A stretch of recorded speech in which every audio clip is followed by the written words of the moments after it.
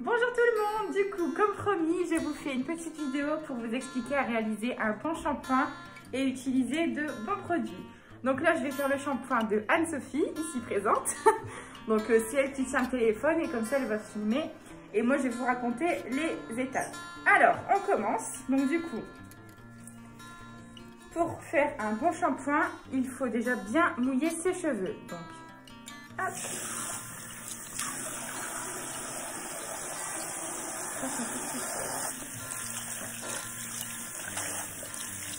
Donc on utilise de l'eau ni trop chaude ni trop froide.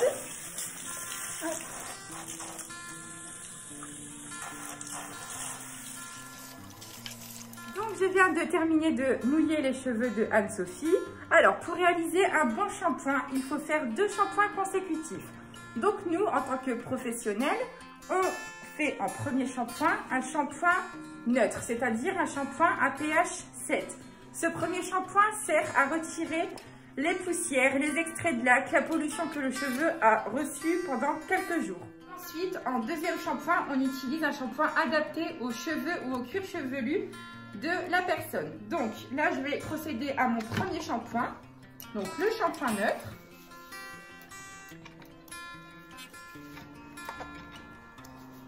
Bon, celui-ci, il est liquide comme shampoing, donc je vous montrerai après comment bien répartir le shampoing sur le cuir chevelu.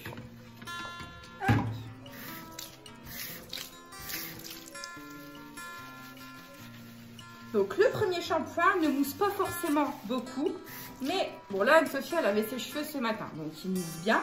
Mais pour une personne qui a lavé ses cheveux la veille ou l'avant-veille, ce premier shampoing ne va pas mousser énormément. C'est pas grave, c'est normal. Donc j'ai rincé le premier shampoing et je vais réaliser le deuxième shampoing. Donc là je vous montre.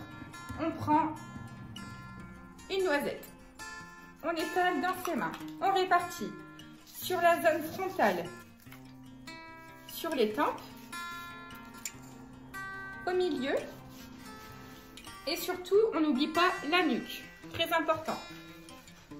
On rajoute un peu d'eau.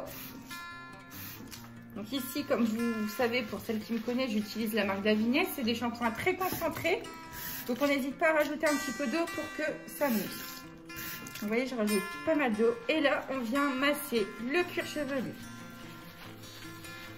Quand on réalise un shampoing, on masse et on nettoie son cuir chevelu et non pas ses cheveux. Vous voyez, je n'ai pas mis de shampoing sur ses longueurs. J'ai vraiment uniquement réparti sur le cuir chevelu. Et là, je viens masser le cuir chevelu.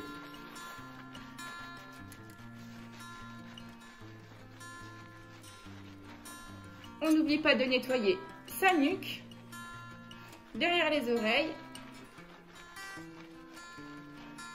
Si vous voulez faire un bon shampoing, n'hésitez pas à masser pendant 2 bonnes minutes. Donc là, j'ai réalisé le shampoing de Anne-Sophie, donc le deuxième shampoing. J'ai utilisé le Nounou spécial cheveux colorés et méchés, comme Anne-Sophie a une couleur et des mèches. Donc là, on va donc pour réaliser un bon shampoing, il faut surtout un bon rinçage. Si vous faites un très bon shampoing, mais que vous rincez mal vos cheveux, vos shampoings ont servi strictement à rien. Donc il faut rincer au moins pendant 2 bonnes minutes. Donc là je viens de terminer de rincer. Hop. Donc on va faire un masque.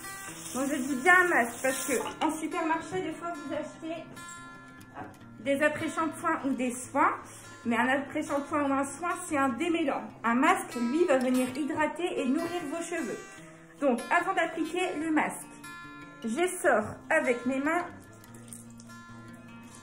les cheveux pour enlever l'excédent d'eau et ensuite le mieux c'est d'éponger avec une serviette parce que si vous faites un masque sur cheveux trop mouillés, le masque va glisser et ne va pas pénétrer dans vos cheveux. Alors pour le masque j'utilise le Nounou spécial cheveux colorés et méchés.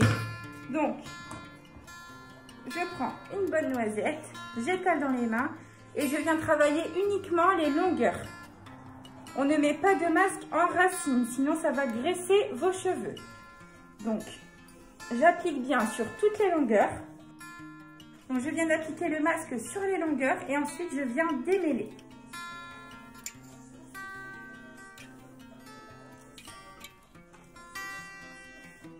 Le fait de démêler pendant que le masque pose, ça vous évite ensuite de trop tirer sur vos cheveux. Donc là, je viens de démêler les cheveux de Anne-Sophie. Je laisse poser 5 bonnes minutes. Vous à la maison, n'hésitez pas à laisser poser 10 à 15 minutes si vous avez le temps. Donc là, j'ai laissé poser le masque sur les cheveux de Anne-Sophie 5 minutes. Je vais maintenant rincer. C'est l'étape la plus importante. C'est-à-dire que si vous rincez mal votre masque, vos cheveux vont graisser beaucoup plus vite et vous allez avoir du mal soit à faire votre brushing, les lisser ou faire des boucles tout simplement.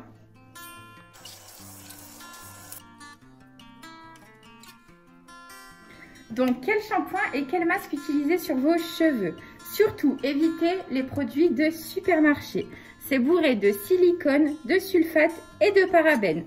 Ça va causer sur votre cuir chevelu des irritations. Ça va étouffer votre cuir chevelu et ça va vous donner des pellicules. Qui me connaissent, je travaille avec la marque Davines. Donc c'est des shampoings et des masques sans parabènes, sans sulfate, sans silicone. Davines a créé 2 gammes. La gamme traitante pour réparer une anomalie sur le cheveu ou sur le cuir chevelu. Et la gamme beauté tout simplement pour entretenir vos cheveux. Donc la gamme traitante à base d'huile essentielle de plantes pour les 2 gammes. Vous avez un cuir chevelu irrité, une chute de cheveux importante, des apparitions de pellicules, un cuir chevelu sec, un cuir chevelu gras, un cheveu fatigué, un cheveu mou. Vous voyez, il y a vraiment pour tout type de cheveux.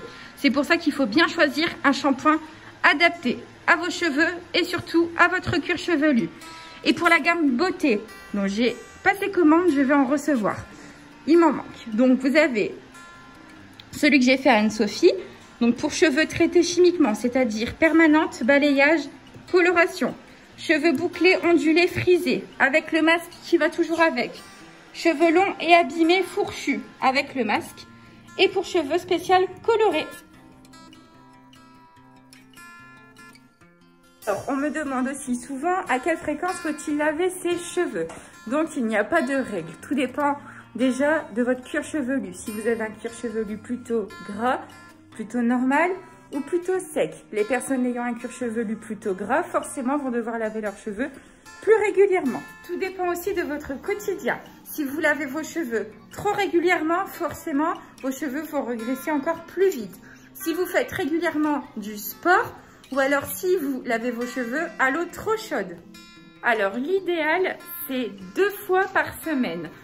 Les personnes qui ont réellement du mal, évitez au maximum de laver vos cheveux tous les jours. Plus vous allez espacer vos shampoings et plus votre cuir chevelu va s'habituer. Souvent, si les huiles, c'est bon pour les cheveux. Oui, mais pas toutes. L'huile de coco, je ne veux plus en entendre parler. Je la conseille uniquement pour les dames avec un cheveu type afro, c'est-à-dire un cheveu très sec. Là, l'huile de coco va vraiment nourrir vos cheveux.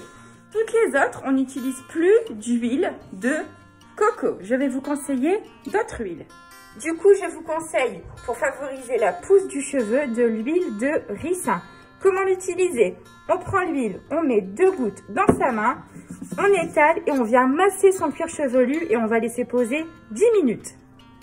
Ensuite, pour les personnes qui ont un cuir chevelu irrité, vous pouvez utiliser de l'huile d'amande. On procède de la même façon que l'huile de ricin. Pour les personnes qui ont les cheveux très secs, on peut utiliser de l'huile d'avocat. Alors, on prend son huile, on en met quelques gouttes dans la main, on étale et on vient répartir l'huile sur toutes les longueurs de ses cheveux. Surtout, on n'en met pas en racines et vous pouvez laisser poser une demi-heure.